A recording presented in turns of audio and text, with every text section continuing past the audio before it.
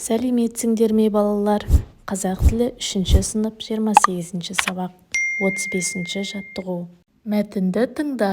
Жақсы мен жаман. Диқан атызға бір түп гүл әкеліп отырғызды. Гүл күннен күнге тамыр жайып, гулеп өсе берді.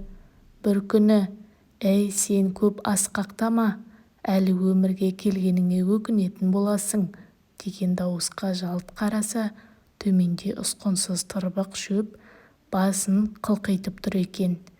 Гүлдің көңілі ортайып, жабырқап қалды. Бірте-бірте солып, сарғая бастады.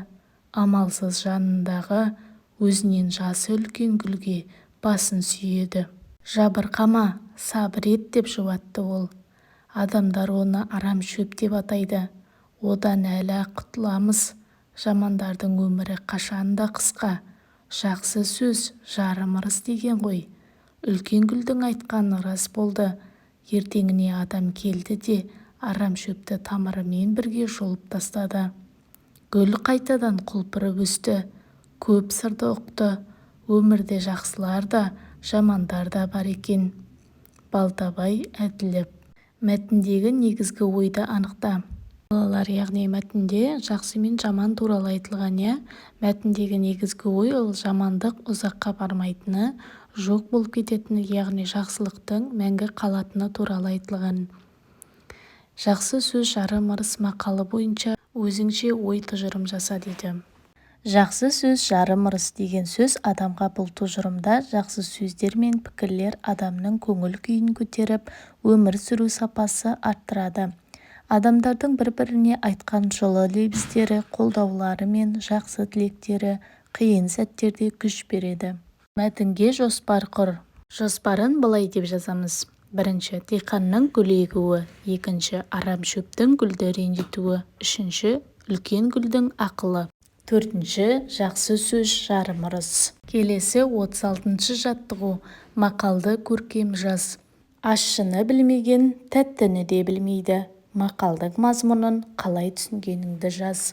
Ащыны білмеген тәттіні де білмейді деген мақал адамның өмірдегі қиындықтарын, ауыртпалықтарын түсінбей, қуаныш пен жақсылықтың мәнін толық бағалай алмайтынын білдіреді.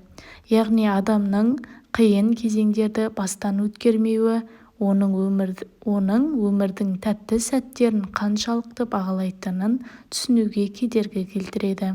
Яғни түсінікті ме балалар? Өмірдің қиыншылығын көрмеген адам өмірдің жақсы кездерінде түсінбейді екен. Енді мақалды дәптерімізге көшіріп жазамыз. Келесі 37 жаттығу. Көп нүктенің орнына тиісті әріпті қойып, сөйлемдерді көшіріп жаз дейді. Аспаз борщ пісірді. Тісті күніне 2 рет щеткамен тазалау керек. Бұл жерге балалар тиісті орны ш әрпі екен. Екі жерге де ш әрпін қоямыз. Осылай дәптерге көшіріп жазамыз.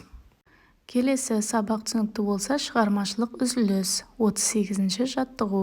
Құрамында ч, ш дыбыстары бар сөздерді тауып айт. Ч дыбысы бар сөздерді себетке, ч дыбысы бар сөздерді жәшікке орналастыр. Ал енді балалар біз себетке чай, чемпион, чемодан, чех деген сөздерді кіргіземіз. Екінші, жәшікке щетка, ащы, тұщы, борщ деген сөздерді кіргізетін боламыз. Осылай жазып аламыз балалар.